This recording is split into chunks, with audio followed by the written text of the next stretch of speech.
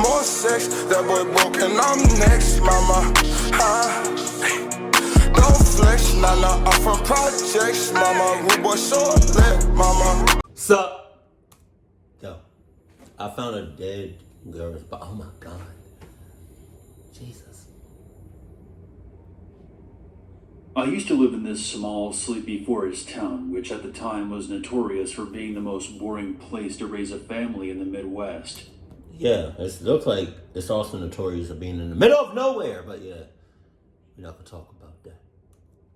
That never bothered me very much. I liked the isolation and the privacy, and the knowledge that those late-breaking violent stories you hear on the news would never involve us. I lived about a minute away from a large open field, where I could easily walk for about 15 minutes without ever having to set foot on concrete. One day last summer, I was taking my dog Oscar for a walk across the field, pretty early in the morning as I usually did. But today, something happened to catch my eye immediately after I went through the fence.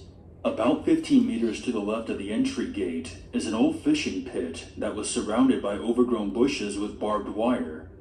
So I heard something rustling from the undergrowth. Really though? Let's go back a couple of scenes. Hold on. You don't see that black silhouette of a person just standing right. You don't see that shit? Huh? You don't see that? Okay. That's crazy. Hello, you looking dead at the person. You a cluck ass for that. So I heard something rustling from the undergrowth, and I stopped to investigate. I noticed the outline of someone standing under the shadows of the trees, it took you a minute. Staring at me without moving. Completely taken aback and slightly unnerved, I decided to just keep walking my dog as if I hadn't seen anything. My ass. I usually play music on my phone, but after that chilling encounter, I had no intention of doing so, just in case that person decided to try and come at me from behind. After walking for another 15 minutes, I completed my loop around the field and was making my way back when I noticed a tall man walking from the grassy area around the fishing pit to the gate. It was hard to tell because of the distance, but I would say he was around 30 years old and well built.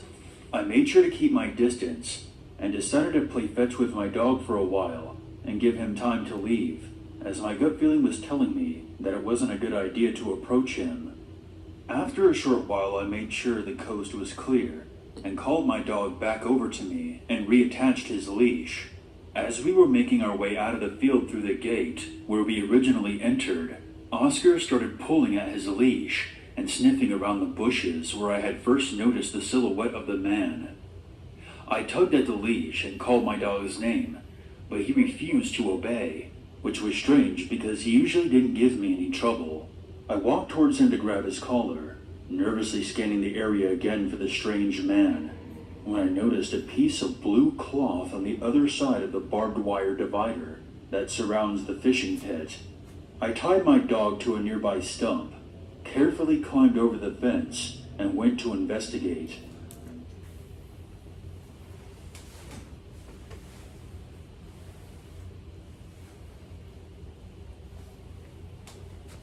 Come on. Come on.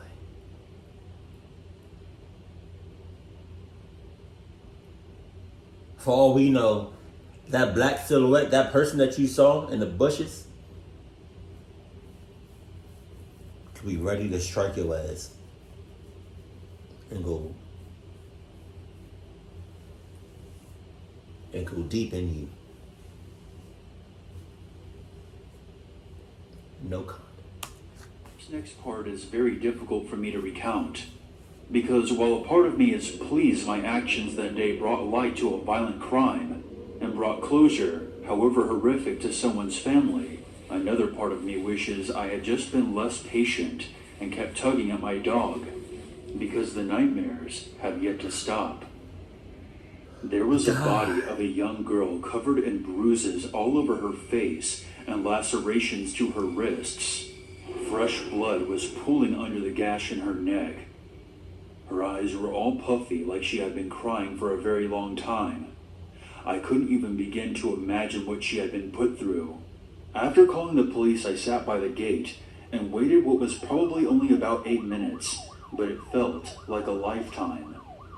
Even though I obviously knew she was dead, when I overheard the ambulance attendant confirm it, I threw up all over the grass. The police tried asking me questions, and I told them what I could recall about the stranger, while my dog whined and tried to nuzzle me while I sat on the grass. A week later, I read in the newspaper that the young girl was a 12-year-old named Megan that had gone missing no more than 5 minutes away from my house. She had been sexually assaulted before being murdered. After 3 months of continuous searching, nobody matched the vague description of the man I had given the police. More than a few times, I've noticed people in my own town giving me sideways glances that feel more like suspicion than pity, and that's almost more than I can bear. Please just remember to keep things in perspective. No matter how shitty a day you're having, however many trivial inconveniences you have to endure, you were at least lucky enough not to have found a dead child while enjoying your daily routine. My thoughts and prayers go out to that poor girl's family. God damn. This just goes to show you that cluckiness can happen at any given time, at any given place, on any given day.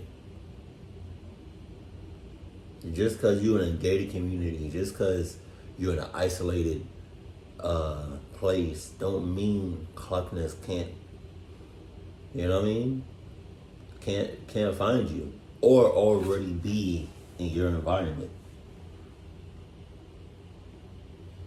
You just gotta watch your back. Watch your back. And if you see something, you got 2 options. But really 3.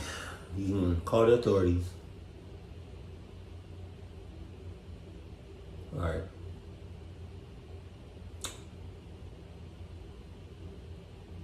Investigate, which I highly suggest you do. Matter of fact, don't do that. Don't do that. You either call the authorities or run like hell. Because if you go investigate, 9 times out of 10, you gonna cluck your shit up. I just want to let you know that. It's God himself was watching her, because that was ridiculous. That was kind of reckless what she did. She knew somebody was over there. I don't know. Maybe she had a dog, and dogs, can protect people to a certain extent. But it's just, if I was her, I wouldn't have investigated. I would have called the authorities after I was already 6 miles out. Keep it cool, keep it classy, and I love you, stay happy. My family.